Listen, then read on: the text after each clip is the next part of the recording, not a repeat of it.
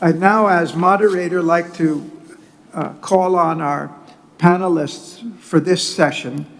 And I'm starting with Boris Tadic, the President of Serbia. Thank you, Mr. Chairman. There's so many questions for 5 minutes. Even one question is enough. If one question is... I mean, I have a general answer. Everything is happening because human beings are not perfect. We are imperfect, unfortunately, and everything is coming from that fact. If centrifugal forces are stronger than centripetal forces, I'm talking about individuals, that individuals are facing with a problem. Also society, if centrifugal forces are stronger than centripetal forces, that society is facing with a problem. This is exactly what's going on with the global society. We had, after Second World War, kind of centripetal forces. Bretton Woods Agreement about financial system, which was dismantled in 1971, because that system was disappearing after the United States decided not to connect strongly US dollar with the gold reserves. That was foundation of Bretton Woods Agreement. Before that, all other countries have been facing their single currency, national currency with the US dollar. But foundation of everything was connection US dollar with the gold reserves. That was the first moment of centrifugal forces became much stronger than centripetal forces. Second was a bombing of Yugoslavia without permission of United Nations Security Council, 1999. Western Alliance has been doing that. It's a very controversial situation because I was member of opposition in that time, fighting Milosevic, but we were bombed by NATO and bombed by Milosevic on the earth in that moment. Very controversial situation, but that was violation of international law. And after that, 2008, recognition of Kosovo. Violation of territorial integrity and sovereignty, one single country, member state of United Nations, founding country of United Nations system. And after that, we have consequences. We have Putin who invaded Ukraine, and before that, Georgia, violation of international law, brutal violation of international law. Right now, we have United States and Israel bombing Iran and killing president or leading person in Iran, even though I totally disagree with what regime in Iran is doing with their own citizens, but this is a problem. And before that, kidnapping President Maduro. And right now, we are closer to the wild side of the human history. What is going to be the outcome of that precedence? We don't know. Coming to the precedence, we are talking about double standards. But I'm asking myself, are we naive when we are thinking that we can imagine a world without double standards? I thought double standards are disaster and real dangerous for the world nowadays. I was always insisting on principles. But one very experienced man sitting here in this hall right now was trying to talk with me. He's a little bit older than me and more experienced, by saying, Boris, you are too much insisting on principles. With that strict position, principled position, we cannot find the solutions for the problems we are facing with. Very interesting opinion. But we are witnessing unprincipled positions. I'm always laughing when some people are saying that they are supporting territorial integrity of Ukraine, but they didn't support territorial integrity of Serbia in terms of Kosovo. how to do that. This is not possible. But I see this is possible. We have different opinions and different principles for different cases. And we can proclaim every case is very different and very unique. Whenever you want to dismantle principled position, you can proclaim that this political case is very unique. That's exactly what the United States has been doing in terms of Kosovo. This is a unique case. Every case is unique. Iran is also a unique case. Ukraine is a unique case. But we have to have a kind of principled position. But at the same time, I'm thinking about that kind of suggestion of my experienced friend who is saying, if we have so many principles, we cannot find the solutions for the problems and the challenges we are facing with in a global arena. We all think that we need a kind of common institutions like United Nations. We are expecting United Nations to be stronger. But whoever is leading United Nations system is facing with the very centrifugal forces coming from the big powers. What about Russia today? Are they contributing to the United Nations system and the values? What about United States? Are they contributing to the United Nations system? All in all, when I'm analyzing situation, China is more stable and more reliable international player than other big powers. Very strange. China was always criticized because China is not a democratic system, let's say, communist system. But honestly analyzing situation nowadays, China is more reliable. China is not attacking on other countries. China is not threatening to the other countries. China is not kidnapping presidents of other countries, not killing leaders of other countries. Very specific situation nowadays that we have to consider seriously in terms of future of the world. I'm finishing. That we consider future of the world. We need more centripetal forces within our society. We need more integration. But we have to understand that human beings are totally imperfect, and to understand that in our imagination for the United Nations system in the future, we have to provide, to think about very specific institutions that can prevent much more efficiently conflict, and to see where conflict can explode in the future. And to have more skills and skillful people, politicians, diplomats and the politicians, scientists, that we have a synergy which is going to work mainly on conflicts. Otherwise, I'm afraid that this oscillatory curve we are facing with right now, we are down, can bring us in a historical moment which can destroy society.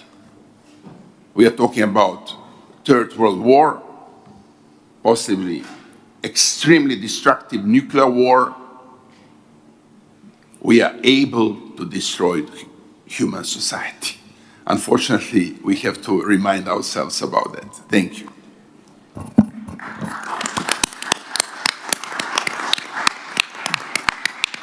Thank you, Boris. You have certainly gotten down to the level of root causes of human psychology. Thank you for raising that. Now our next speaker will be Volkan Bozkır. You've already heard from him, of course, who's the 75th President of the General Assembly.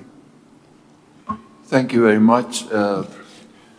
In defining the situation we are facing in the world, I think the mistake we are doing is looking at the top of the iceberg, where there's the rest of the iceberg.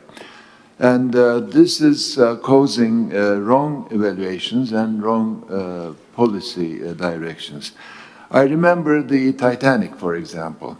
Titanic was the best ship which was constructed, and it was managed so that if it hit an iceberg, it wouldn't have sunk.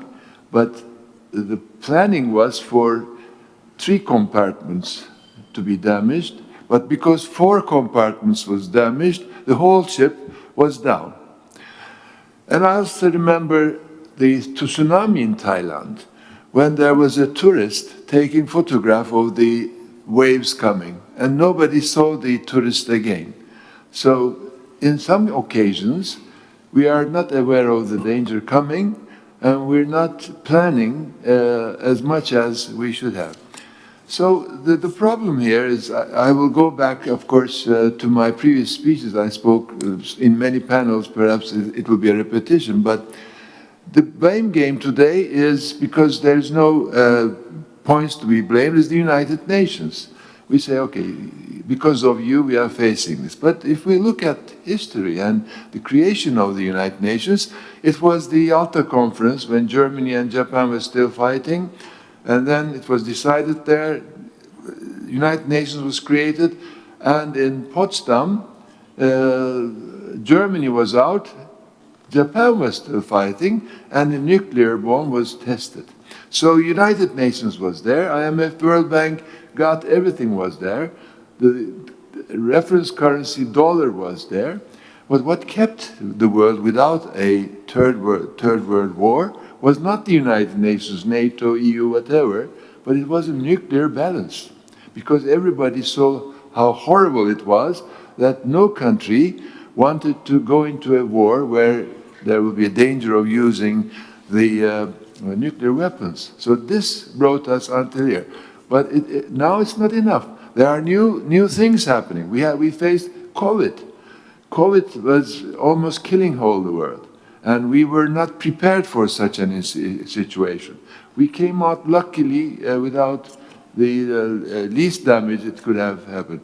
But also, I was the EU minister and chief negotiator of my country. And to negotiate with the EU, because of the Copenhagen political criteria, we changed the 2/3 of the constitution, new penal code, new civil code, almost all the system was changed to reach the democracy level, human rights level, and rule of law level, which was the point of attraction for the other countries to join the European Union. But today, I see that after the applaud came for the Arab Spring, when we changed the leaders who were there with us for 40, 45 years, we were happy that they were gone. Saddam Hussein was gone, Gaddafi was gone, Hafez Assad was gone, Mubarak was gone, in Tunisia, changes was done. But then the world said, everything is damaged. Libya is torn into pieces, Iraq is torn into pieces, Syria is torn into pieces. If these leaders were still there, perhaps we would have not faced this situation. So instead of rule of law, democracy, human rights concepts, now stability and predictability concept has replaced it. So when it is replaced by that concept, you don't care about how the country is governed, who is the leader, and what is the behavior of the leader, but you only look at the two concepts. So sanctions, I think, doesn't help to make changes. Sanctions only hurt the people, and then you glue the people against the regime you want to change with sanctions, and then you get the other result, which is not your aim. I think when the solution is to look into history and to enforce education. But when we are talking about education, in Africa, if you have 400,000 people without electricity, you can't talk about Wi-Fi. Without Wi-Fi, you can't talk about education. Food is another problem. When there's a war between Russia and Ukraine, food delivery is stopped. Fertilizers cannot be also distributed. Now, same thing is happening with the with the Iranian war, where again supply routes have been stopped. So I think we must look from a different perspective now. The solution is giving the people, show the political wind to effect the political system. And I think also in the United Nations, the democratic platform, which is the General Assembly, is the only solution to bring back the United Nations with this political wind affecting the Security Council as well. Thank you so much. Thank you. Thank you both, and I appreciate I know we all face a time squeeze, but thank you for those thoughtful comments. And now I'd like to call on Joseph Joos, the former Prime Minister of Haiti. Joseph? Thank you so much. Good morning, everybody. The subject today is understanding the moment of global turbulence, the age of simultaneous collapse and creation. We are here today under the term global turbulence. I would like to suggest that this phrase, while accurate, understates the moment. What we're witnessing is not turbulence like meteorological scenes, temporary, passing, manageable. We are witnessing a structural rupture in the system that had governed our world for the last 80 years. The defining paradox is of this era, old systems are falling faster than new one can be built. This is not a crisis of any nation. It is a defining condition of our time. Across every region, we see the same pattern. In the Middle East, in the Western Hemisphere, in the Sub-Saharan Africa, in every region, including my own Caribbean, we see states struggling to maintain legitimacy while the population, young, connected, and impassioned, are building parallel system of resilience. I speak today not as advocate for any single nation, but as someone who has governed at the intersection of all these forces. The lessons I draw are universal. To be short, I mentioned 7 drivers of global turbulence, but I won't take your time to implement it, but I can only name it. The first one is a compression of time, institution built for yesterday's speed. The core problem is the velocity of political, technological, economic change has permanent outspaced the processing speed of our institution. Government are designed for a world where crises unfold over months and yesterday and years. Today, they unfold in hours. Hamas attack Israel, response paralyzed the UN Council and inflamed the world. In the Caribbean and Sahel, political transition once took years, now happen in weeks living institution, no time to adapt. Two, the security paradox.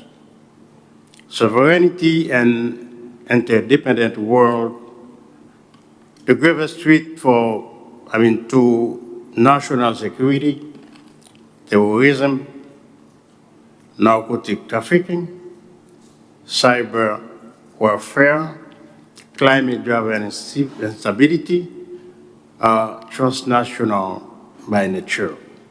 No nation can address them alone. Yet the architecture of collective security is increasingly exclusionary, fragmented, and slow. We have several paradoxes like exclusion and proxy power. Third, the economic disconnect when dashboard lies. The core problem is our standard economic metric, GDP inflation, trade balances, capture live reality of billions of people, and they are leading policymakers to the wrong conclusion.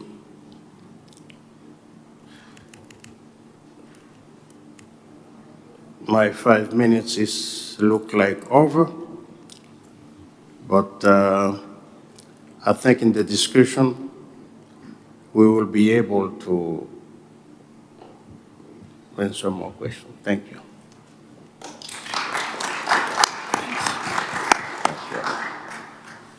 Thank you very much, Joseph, for your comments.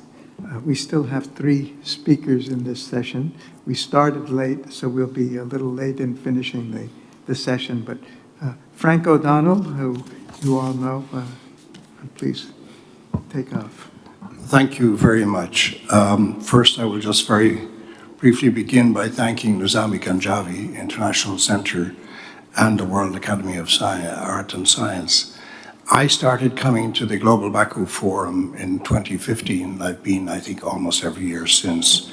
And I found it an extraordinary opportunity as a student of the world and of humanity to listen to others and to gain insights from them and to think.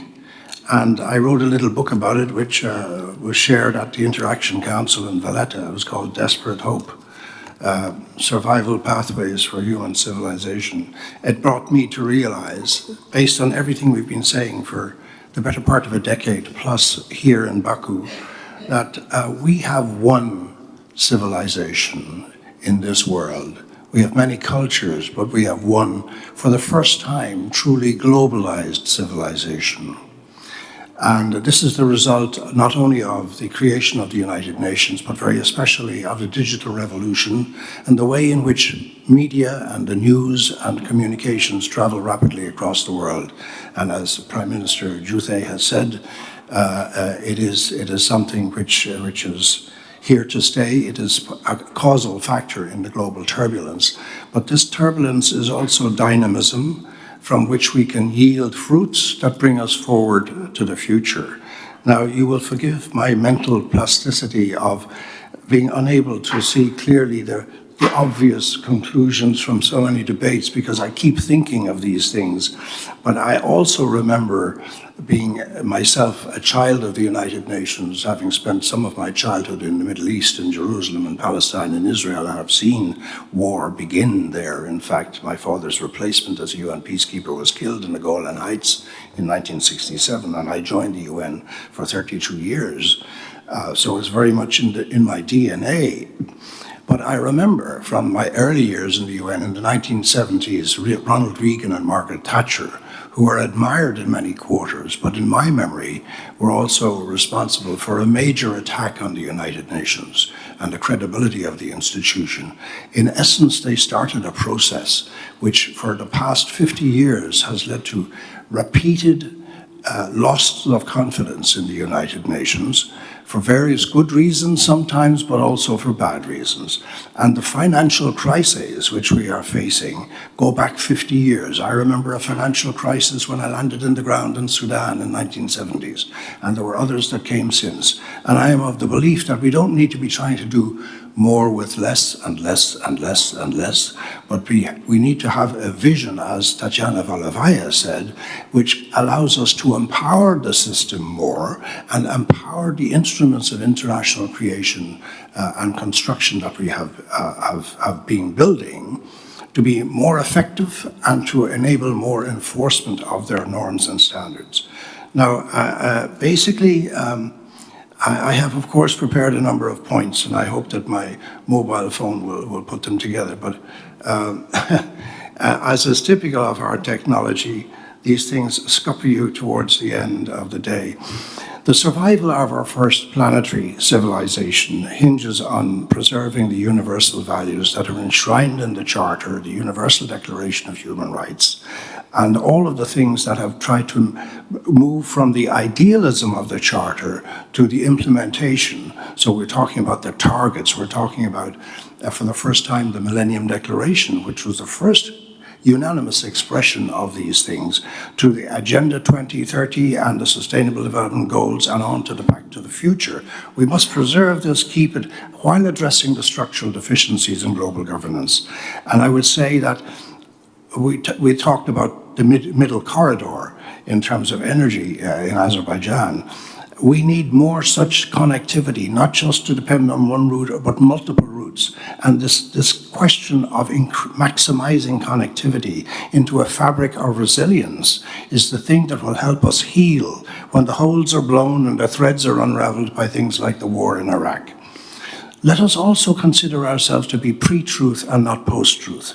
We have had mythology and propaganda since time immemorial. But now with the global connectivity of science and the media, we can use AI to verify facts and advance truth. And I think that the values, the principles, the obligations of international law, including international humanitarian law, the Charter, UDHR, should be injected into the global governance of AI and the design of the large language models that are becoming the architecture and algorithms for artificial intelligence.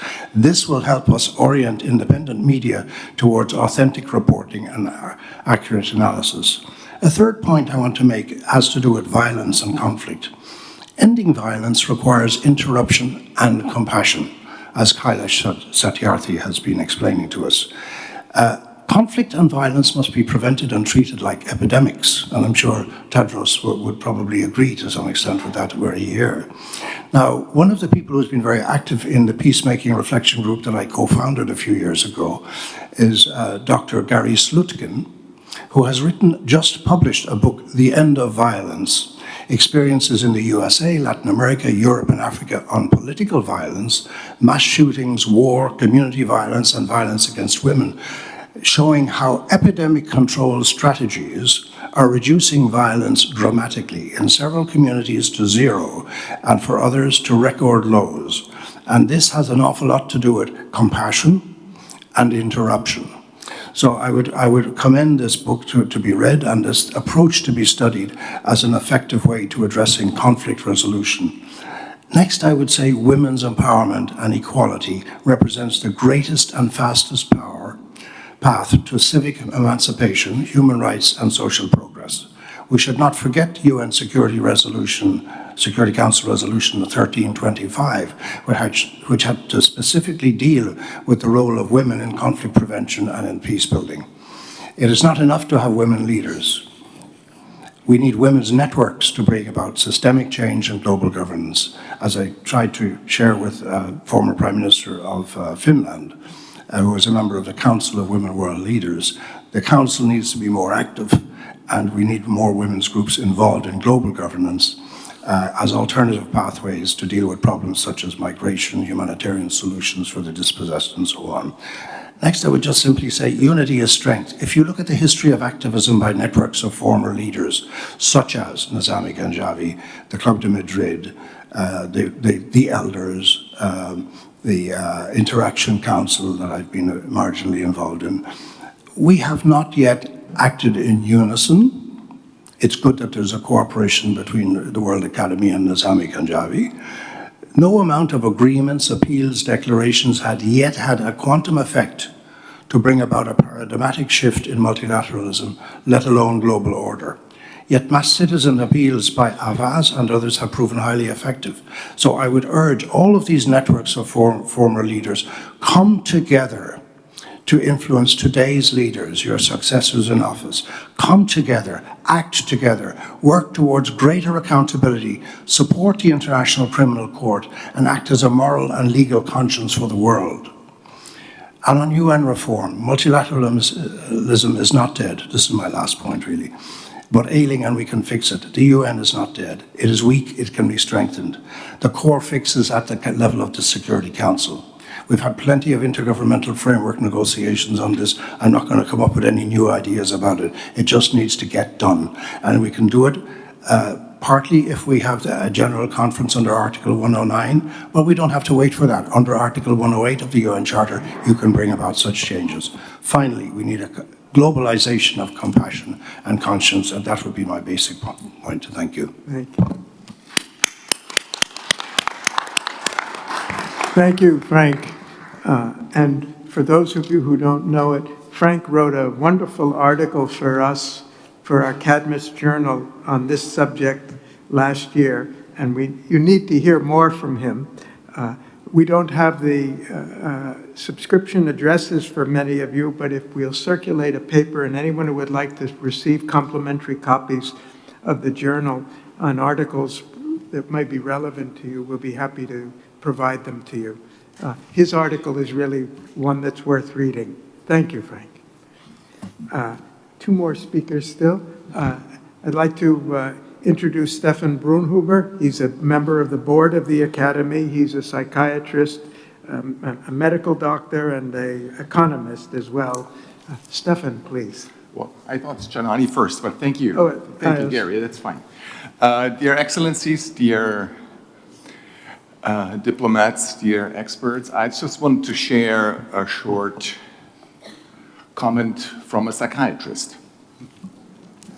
You know, if you look at these global turbulences and break them down on an evidence base, we're challenged with the rise of new technologies, the breakdown of the liberal world order, serial ecological crisis, and maybe, from my perspective, also a pandemic in mental disorders.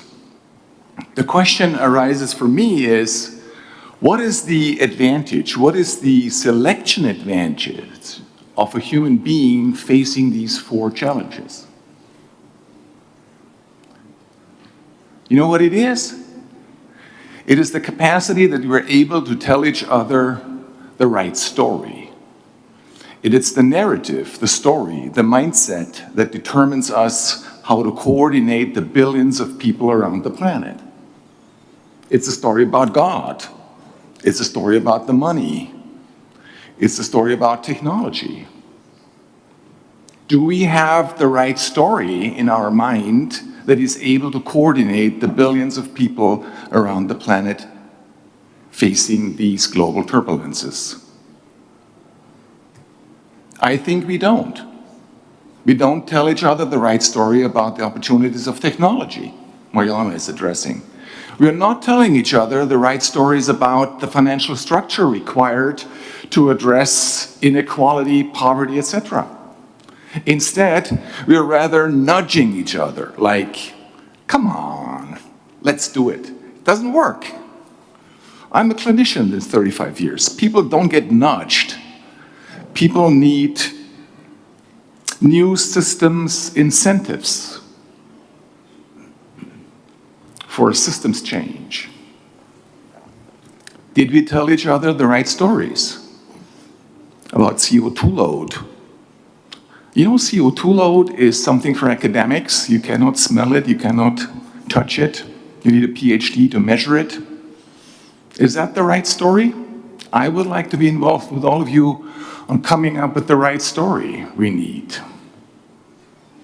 A story which integrates the relevance of technology, the story that integrates the relevance of the financial sector, And maybe also a more overarching story that integrates more of an Eastern narrative over a Western narrative.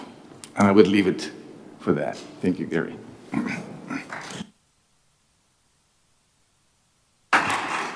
Thank you, Seth. And our last speaker for this session, you've already met, Janani Ramanathan, the Secretary General of the Academy. Janani. Thank you. One of the fundamental reasons for all the turbulence, the conflict that we see around us is the unprecedented pace of change. Not that change in itself causes the problem, it's our inability, the inability of our systems to cope with this pace of change. Innovation is outpacing governance, power is shifting and concentrating rapidly. Digital exclusion is creating a multi-tiered world. We have these two extremes. On one side, there is no access to technology. On the other, there is AI-powered efficiency. On one side, we have stability and prosperity, and across the street or the border or the sea, there is violence and conflict. And we are so well connected that we see exactly how it is on the other side. It gets live streamed to us. So these inequalities, these power shifts, they again have several causes. The accelerated advances in science and technology, the rising influence of money, the domination of the wealthy on politics, the growing power of the private sector to control media and communication, to influence policy. All of these changes are creating such tremendous pressure on us. Last week, the IMF managing director advised policymakers to think of the unthinkable and prepare for it. Now, how do you think of that which cannot be thought of? And it doesn't stop there. We have to prepare for that which is unthinkable. So, such rapid changes and shifts in power, they are having this destabilizing effect on society, the accelerating concentration of political, economic, technological power. These result in the erosion of trust, in generally destabilizing society and causing this social turbulence. They lead to rising uncertainty, insecurity, anxiety and all. And they also lead some groups, some institutions, some countries to resist, to assert themselves when they wish to fortify their position, their power. The promise of 1945 was that law could tame power. The peril that we now face is that power may tame law. We are living in this interregnum. The old order is fading and the new is not yet formed. I believe this is one of the reasons we see all of this conflict and the turbulence around us today. Thank you. My thanks to all of the speakers for managing within the very tight time available. We are pretty much exactly on the time for the fact that we started late, but my one regret is we didn't have time to hear from anyone, questions or comments from the audience. We're already behind schedule, but I hope we will have it in the rest of the sessions. But thanks to the speakers for your brevity and self-control under these very challenging circumstances.